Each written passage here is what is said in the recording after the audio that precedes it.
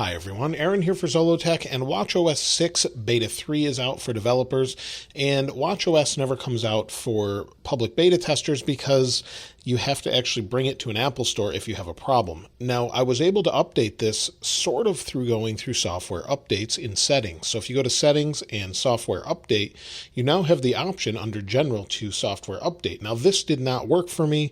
You still have to authenticate it through your iPhone, and so it's not a huge problem, but it's getting there. So we should be able to update through the Apple Watch in the future.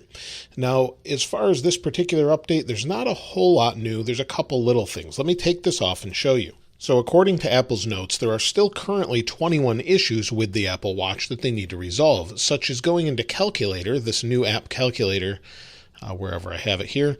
Calculator, if you press too hard on one of the keys, it could get stuck. So that's one of the funny bugs. You'll see it's stuck right now.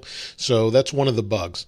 However, they've resolved 10 issues, and things like voice memos now uses iCloud. So if you're using voice memos, wherever it is here, if we go into voice memos, you can now record and it will save to iCloud. So that feature should be working now.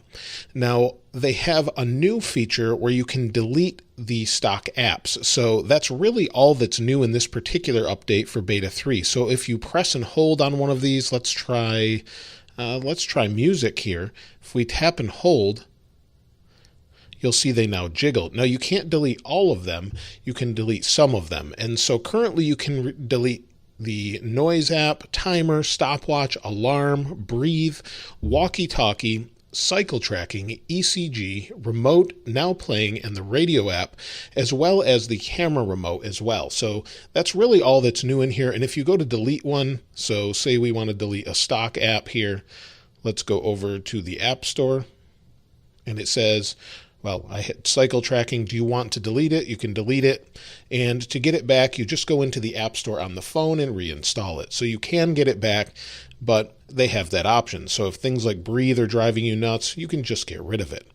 Now, as far as battery is concerned, it's actually been pretty good. It's getting me through a day. We're at 68% right now, and battery usually improves over the next few days after you use this for a while, and performance seems to be fine. I've had no issues switching between different watch faces or performing any different presses or anything like that. It seems to be really stable compared to, say, iOS 13 Beta 3.